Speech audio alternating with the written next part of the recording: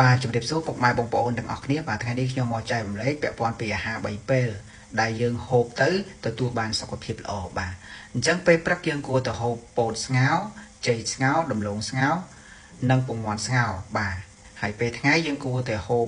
ពាក់ព័ន្ធនឹងសាច់ឲ្យបានច្រើនបាទជាពិសេសគឺ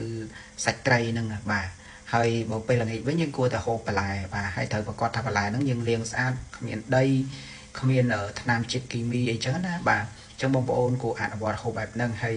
មួយទៀតដើម្បីឲ្យទទួលបានសុខភាពកាន់តែល្អបន្ថែមទៀតបងប្អូនគួរតែហាត់ប្រាណបាទហាត់ពេលព្រឹកក៏បានពេលល្ងាចក៏បានឲ្យតែថាបងប្អូនទៅនៅពេលណាយើងហាត់នៅពេលហ្នឹងទៅបាទប៉ុន្តែសូមឲ្យហាងទៀងទាត់បាទ15នាទី30នាទីឬក៏1ម៉ោងបាទហើយយើងហាត់មិនចាំបាច់តែហាត់រាល់ថ្ងៃពេកទេមួយអាទិត្យអាចជាហាត់5ដងសម្រាប់2ថ្ងៃចឹងទៅប៉ុន្តែជាទូទៅការហាត់ប្រាណបើសិនជាយើងសម្រាក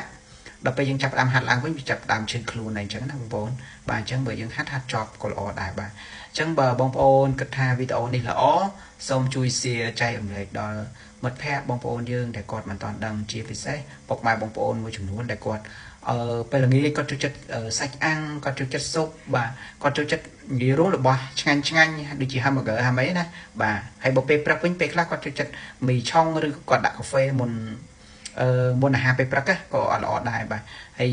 អញ្ចឹងយើងត្រូវការហូបអាហារណាដែលល្អជួយដល់សុខភាពបាទយើងប្រយ័ត្នចិត្តទាំងអស់គ្នាទៅបងប្អូនក្រែងយើងរស់បាន70ឬក៏ទៅ80អីណាព្រោះយើងឥឡូវនេះគឺមិនសូវមានអ្នកមានអាយុវែងទេអ្នកមានអាយុវែងគឺភាគច្រើនបងប្អូនយើងដែលគាត់រស់នៅតាមជនបទដោយសារគាត់ហូបរបស់ដែលគាត់ដាំខ្លួនឯងអញ្ចឹងណាសម្រាប់អ្នកដែលនៅទីក្រុងរបស់ដាំគឺនៅផ្សារទាំងអស់ព្រោះដីនៅទីក្រុងថ្លៃឯងគ្មានដីណាដាំបន្លែឬកន្លែងចិញ្ចឹមត្រីឬក៏ចិញ្ចឹមសត្វអីទេសូម្បីតែចិញ្ចឹមសត្វកប៉ិកកប៉ុកដោយឆ្មាឆ្កែផងនៅមានរឿងរ៉ាវអញ្ចឹងណាបាទអញ្ចឹងពុកម៉ែបងប្អូនទាំងអស់គ្នាសូមកុំភ្លេចជួយ share ចែកម្លែកវីដេអូនេះម្នាក់មួយដើម្បីជាចំណេះដឹងដល់ពុកម៉ែបងប្អូនដែលគាត់មិនទាន់បានដឹងបាទអរគុណពុកម៉ែបងប្អូនដែលតែងតែគ្រប់គ្រងទឹកញ័រដែលខ្ញុំលក់ណាបាទកន្លះដបនេះខ្ញុំហូបអស់កន្លះដបហើយឥឡូវនៅសល់តែប៉ុណ្្នឹងទេបងប្អូន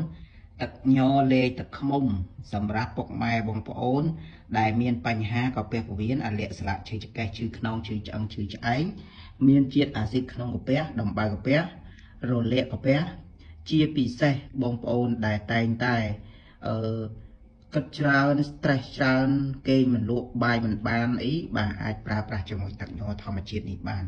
ខ្ញុំមានទឹកញ័រលេទឹកឃ្មុំនិងទឹកញ័រអត់លេទឹកឃ្មុំបងប្អូនសាកល្បងប្រើបាទមួយដបនេះប្រើបានរហូតដល់6ខែបងប្អូនចំណាយលុយត្រឹមតែបន្តិចបន្តួចជួយសុខភាពយើងបានច្រើនបាទអរគុណច្រើនបងប្អូនដែលតែងតែគាំទ្រ